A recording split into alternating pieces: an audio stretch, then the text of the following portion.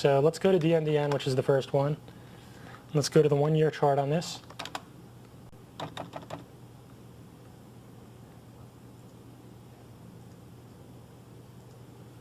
Actually, we're going to go to the 15-month.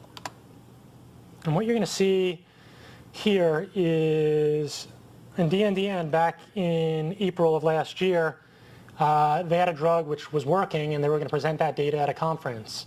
And what happened was the stock was heavily shorted, and in the middle of the day, if we go directly to the chart view, what you can see is the stock dropped from about $24 a share all the way down to $7, and was then halted by the NASDAQ, and if we zoom in on that you can see that.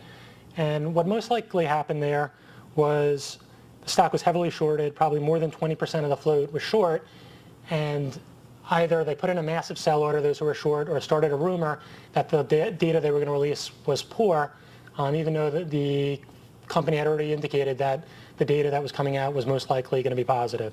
And so the stock was halted at $15 a share, opened back up around $25, and then in the coming months eventually broke out above $26 and led to it trading all the way up to $40, and eventually now it's above $50 a share. Try ITMN. Let's see if we can do ITMN. All right, so let's take a look at ITMNN. And what we had was, if you take a look at the 3-day on this one, they were getting ready to release news on their drug, and there was actually a down move, not as severe, anything close to what we saw in DNDN, but it did have a 5-point down move prior to getting halted, and then they released the information, and we had the gap down to $9 a share today. So again, we had a quick hard down move prior to information being released, then the information released was negative. And let me try one more time to see if I can get Posen. All right, there we go. So we got Posen now.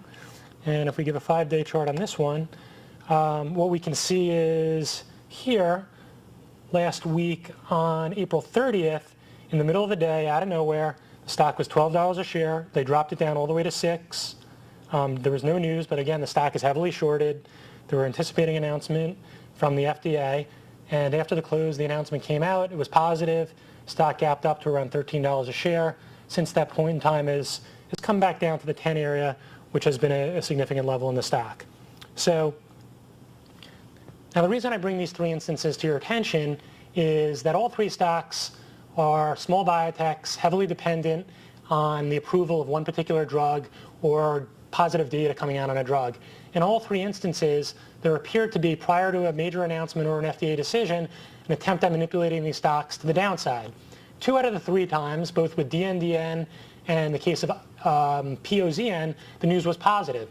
So that manipulation prior to the announcement, which caused a huge down move, anybody who shorted into that or who got out of their long positions were punished, because once the news came out, the stocks traded higher. In the third case, ITMN, which actually had the least severe of the down moves prior to the announcement, only about 5 points or so, that actually had an announcement from the FDA that the drug was not approved, which was a very shocking thing to the market. And anybody who was caught long it, who wasn't hedged with options, obviously took a huge rip. The stock's down around 80%.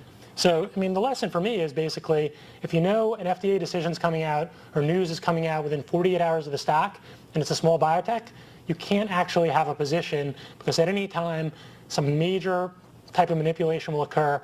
These people who are manipulating the stock, they have no idea which way the decision is going to go. In the case of DNDN, it dropped 80%. In the case of POZN, it dropped 75% prior to the announcement. Both had positive announcements. What they're trying to do is get people shaken out and pushing the stocks down prior to maybe hedge some of their position and cover some of their shorts at a lower price. But in both cases, the news was actually positive and the stocks traded higher. In the third instance, in ITMN, where it only came off about 5 points into the halt, got halted, and obviously we're down at $10 a share. Trade the stocks after the announcement happens. There's money to be made there. There's also money to be made when the announcement isn't that day or in two days following. Otherwise, it's very risky. You can't control your risk unless you're completely hedged with options.